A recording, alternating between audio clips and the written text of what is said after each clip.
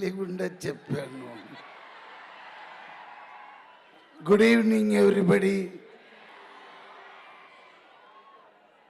రాజా సాబ్ వచ్చేసారు. ఆయన another 2 minutes లోపల వచ్చేస్తారు. ఈ సినిమా గురించి చెప్పాలంటే ముందుగా నేను ఒక మనిషికి థ్యాంక్స్ చెప్పాలి.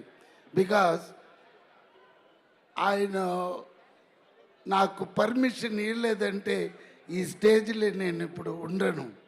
అది ఎవరంటే బీస్ట్ సినిమా తీసిన నెల్సన్ అండ్ తలపతి విజయ్ గారు. ఎస్, విజయ్ గారు ఇచ్చిన ఆ ఒక డైలాగ్ పర్మిషన్లో నేను ఇప్పుడు ఇక్కడ ఉన్నాను.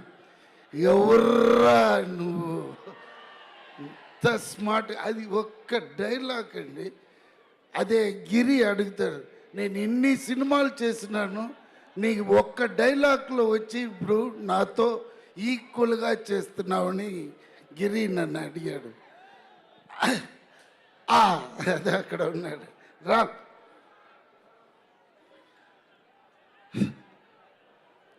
సో ఈ సినిమాలో చేసిన నేను ఒక్కరోజు 2 రోజు కాదండి, టోటల్లీ 55 days నేను ఈ సినిమాలో యాక్ట్ చేశాను. ఈయన కూడా ఉన్నాడు పక్కన.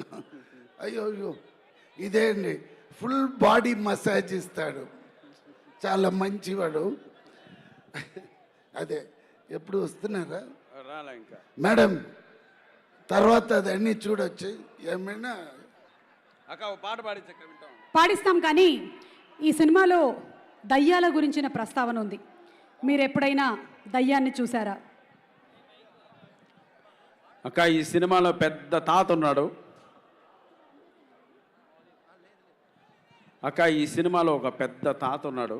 ఎస్, కథ అన్ని చెప్పేస్తాడు. హారర్ ఫిలిం అంటే సస్పెన్స్ ఉండాలి. నోరు ఒక మరి కాదు, వాళ్ళే చెప్తారు కథ. మీరు నేను ఏంటి చెప్పేది, తాత గురించి వాళ్ళే చెప్తారు. ఇక్కడ తాత వైరు కొరికేసాడేమో చూడండి రా అనేది కాదు తమ్ముడు. ఆ తాత మీ అందరు నరాలు తెంపేస్తాడు సంక్రాంతికి, కాచుకోండి అంతే. అలా ఉంటుంది సార్. మీరు సినిమా మొత్తం ఒక్కసారి చూసేసారా సార్? మీకు ఆల్రెడీ యాజ్ అ ఆడియన్స్ మీరు చూసేసి ఉండుంటారు కదా సినిమాని డబ్బింగ్లో.